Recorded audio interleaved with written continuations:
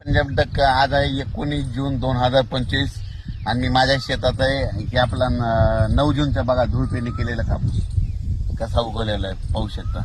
आणि या ठिकाणी महाराष्ट्रातल्या शेतकऱ्याला अंदाज येणार आहे.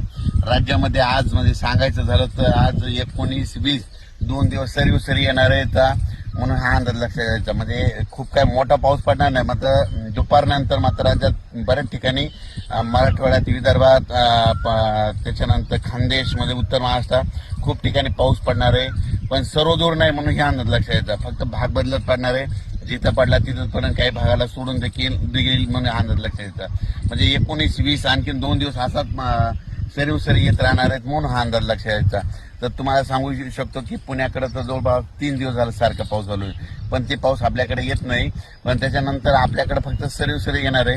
आणि राज्यातलं जे हे वारं सुटलेलं आहे हे 24 तारखेला बंद होणार आहे. त्याच्यानंतर 25 पासून राज्यामध्ये वातावरण सक्रिय होणार आहे म्हणून हा अंदाज लक्षात घ्यायचा. आणि हे पाहू शकता, हे माझ्या शेतातला कापूस आहे, म्हणजे धूळपेरणी केलेली.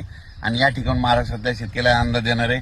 आज 19 जून 2025, आज 19-20 2 दिवस राज्यात म्हणजे मराठवाडा, विदर्भ, त्याच्यानंतर उत्तर महाराष्ट्रात म्हणजे सरी येणार आहे.